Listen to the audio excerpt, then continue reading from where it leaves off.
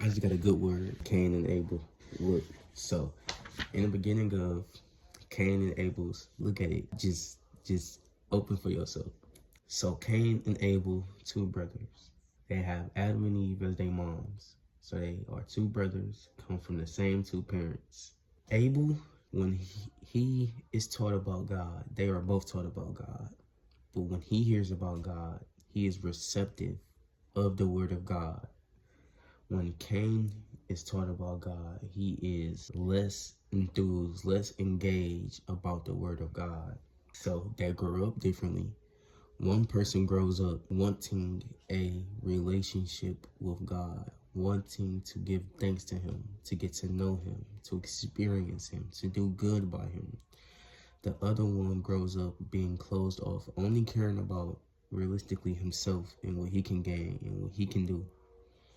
So, of course, this affects their relationship with God. When they come to sacrifice and bring sacrifices to God, offerings, thanksgivings to God, one person is being treated with more favor than the other because one is willing to accept, be more open to the Lord than the other. And when God sees that jealousy is approaching the one who from the start was never really open to God, he says this. He says, "Why are you angry, and why has your face fallen? If you do well, will you not be accepted? If you do not do well, sin is crouching at the door. Its desire is contrary to you, but you must rule over it. Why is your face fallen? Why are you mad? Why are you jealous?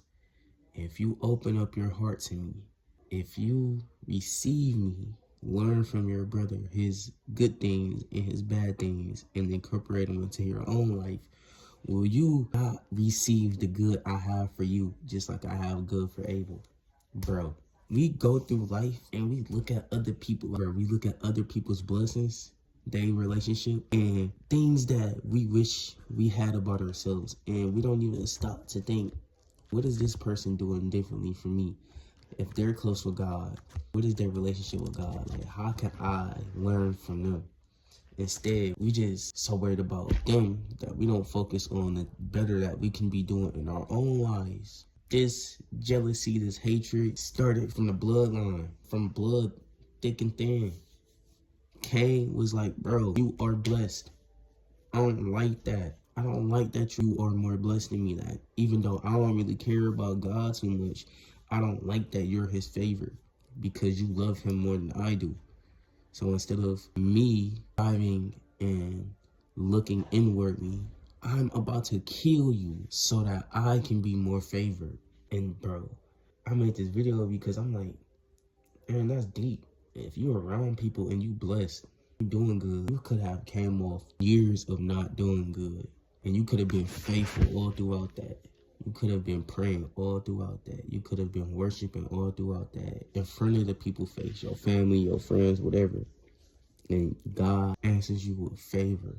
And the people around you, bro, it's a chance that they'll get really jealous. They'll hate you. They'll really get out their body of anger because you doing better than them. Because you in a better position than them. The whole time, bro, there is nothing that makes you and I different except from what you choose to like and what I choose to like. The faith I have and the faith you have. It's not like you cannot grow in faith. It's not like we cannot both mature equally. We cannot both experience God and his favor in our own lives.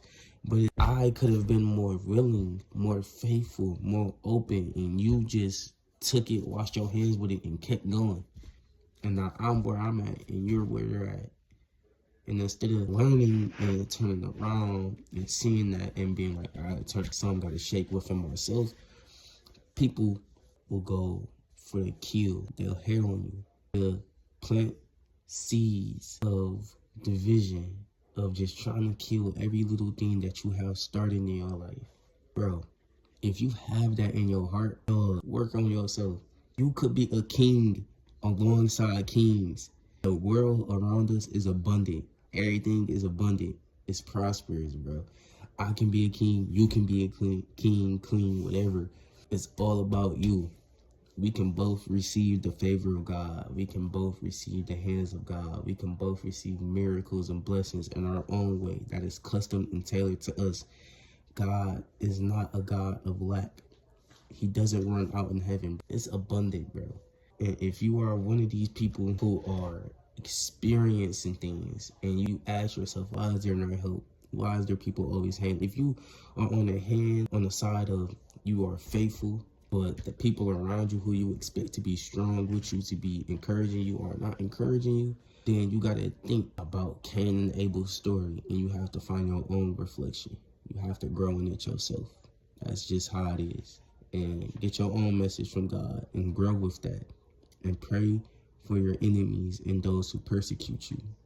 But be silent and keep things on the low. Moral of the story: be like Abel. Be open and engaged with the word of God. Because when you're open and engaged with God, he is more open and engaged with you. When you are faithful to the word of God, he is faithful to you. And it's going to manifest in your life the way it is supposed to manifest in your life. So if you are jealous, pause. You're not evil because you feel that. But learn to reflect on yourself and change so you do not do what Cain did and fall to jealousy. Be like Abel. Be open to the word of God, and he will be open to you. Be like Adam. Be understanding of where you went wrong and pray to God so he can lead you on the right path, so he can restore you. Always be blessed. Elevate to the vibrations of blessings. Don't be at low vibrations. Elevate.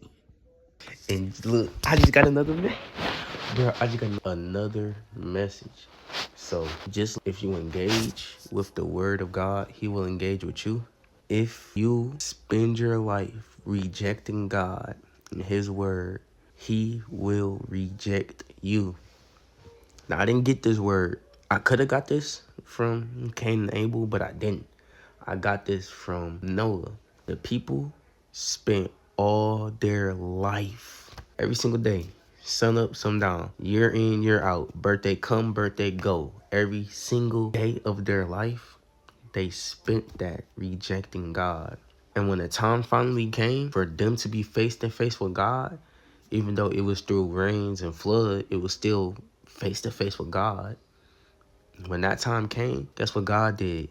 He closed the ship on them, rejected them. You rejected me, now guess what? I'm going to reject you. Now, God isn't going to flood the earth like he did with them, but you have something greater that you should have on your mind. You have something far greater that you should have on your mind.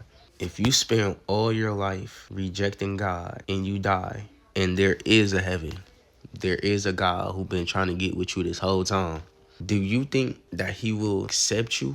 He will let you on the boat, even though you never wanted to be a part of creating the boat, never wanted to listen to the instructions?